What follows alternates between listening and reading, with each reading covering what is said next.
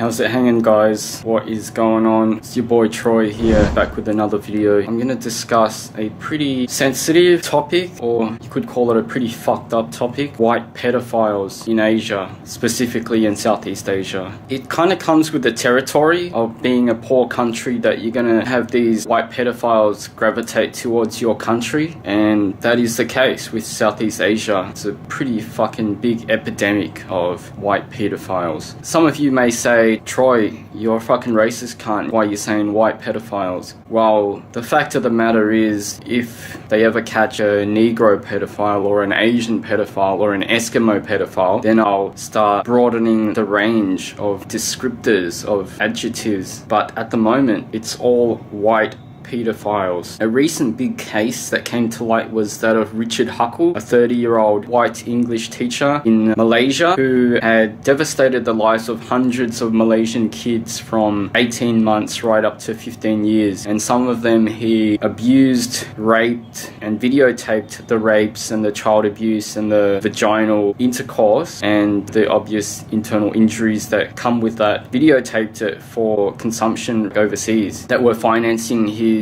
crimes, his sick acts. And it was just so hard for him to get caught. He'd been operating for years in Malaysia and Southeast Asia. He got his TEFL course. He completed that in a matter of 2 months. So it's very easy for these guys to get the qualifications that will allow them to come over here and prey on young children of Asia. And hey man, it's not a topic that I'm enamored with. It's not a topic that I thought, yeah, I really want to make a fucking video talking about fucking white pedophiles in Asia. It's not one of my, things that I like to even think about. And to me, it's just the most gruesome, horrendous thing on the planet. So it's not something that I would like to delve into. I know that it's a serious matter that we need to tackle and stuff, but for me, it's like Nietzsche said, if you look long enough into the abyss looks into you. What he meant by that was, the more you research and find out about these monsters, these subhumans, the more understanding you have of them, it can affect you. So I just like to cast these things out of my mind and not even think about them. But they do affect me in everyday life, because a lot of people say, why do you always help young girls? One of the stories that really affected me was the case of Peter Scully, a white Australian pedophile that operated in Asia. I read the story of how he lured these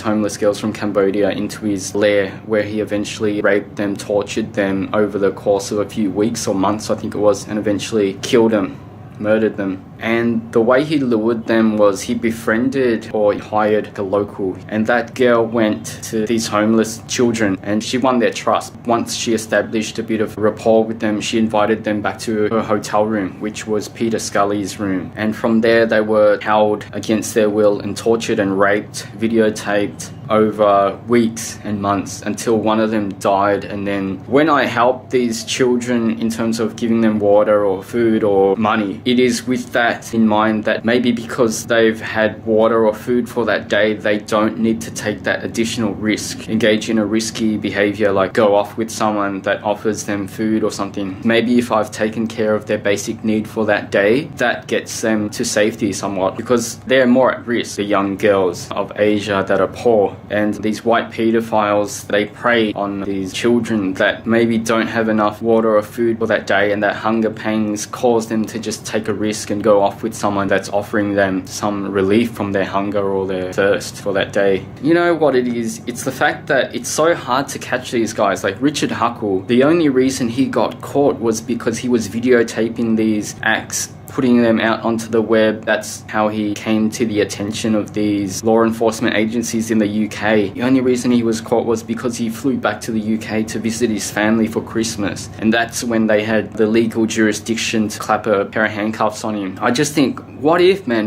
he didn't fucking go back to the UK? That guy could still be in operation right now after destroying hundreds of lives of poor, impoverished Malaysian kids. That guy could be out on the fucking loose now if it wasn't for that fortuitous chance event that he decided to go back to the UK after years of living in Malaysia. That just goes to show you that for every white pedophile that's caught, there's probably 1,000 out there. Get a small estimate, there's probably 1,000 out there, because it was this massive sting operation that they launched that that they ended up catching Richard Huckle. Thousands upon thousands of man hours to catch this one guy that was making it easy for them to catch him in terms of broadcasting all these crimes, launching these websites like how to avoid detection as a pedophile. He was giving guides so that other guys could come to Asia and engage in the same activities, same crimes, same acts that he was doing and avoid detection. He printed a handbook of how to avoid detection for white pedophiles, and he stepped foot back into the UK. That's the only fucking reason he got caught, mate. You know, what if some guy didn't do all that? He would fucking still be around, and they still are around. The countries in Southeast Asia are experiencing a fucking epidemic, man. And the thing is, these guys, most of them are going to avoid detection, unfortunately. You know, that's the reality of the matter, because there's so much more at stake for them to avoid detection than there is people that are going to put out fucking a lot of man hours, hunt these guys down, you know, keep watch on them for like 24 hours surveillance. It just takes so much effort to catch one of these guys, and in the courts here, it's like fucking ludicrous sentences. Like, I think one guy got caught for like 15 acts and he got like 2 years jail, a white Canadian. So it's just,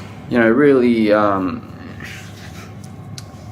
that's why I don't like to think about it, man, because it's just like, just makes you want to kill yourself, man. That, like, I can't handle it, man. I cannot handle this kind of depressing shit, that these fucking pieces of dog shit just come here, prey on the circumstances of the poverty, and just use it, man. Twist it to their advantage and engage in sordid acts. Kills me inside. Maybe I'm overestimating, but I'd say for every single white male that comes to Southeast Asia, there's like 80 or 90% chance that they're either a pedophile or coming to Southeast Asia to engage in prostitution. That would be a conservative estimate, I would say, like 90%, 95%. There's like the 5% that come, like, you know, to eat pho, I guess, and to lie on the beach. And they're mainly the Russians.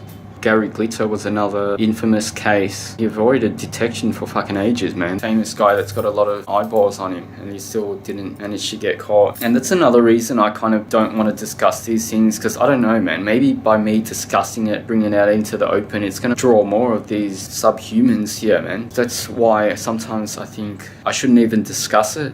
It's hard to predict, man. It's hard to say. But I really want to make other people aware, the normal people aware of what is going on, because it's swept under the rug a lot. Because people here have a lot of shit going on. They got their own worries and stuff like that. They're not that worried about homeless kids or poor kids. They take a back seat in their concerns. So just wanted to put it out there, because it is something I think about at the back of my mind. I don't like to dwell on it, because it's just, like I said, too depressing. But it does inform my actions in terms of which kids that I think are most at risk. They're the kids that I try to help, the ones that kind of look a bit dopey, a bit not so smart. I try to give them some cash just so that maybe that day, that week, they don't need to take a risk. They're not that hungry, not that thirsty, not that in need of basic needs that they need to take a risk with their lives, basically. But anyways, guys, not a really cheery topic, but just thought I'd throw it out there, because I think it's one of the greatest challenges facing Southeast Asia at the moment. Massive problem, massive epidemic of white pedophiles in Asia that we need to be paying more attention to.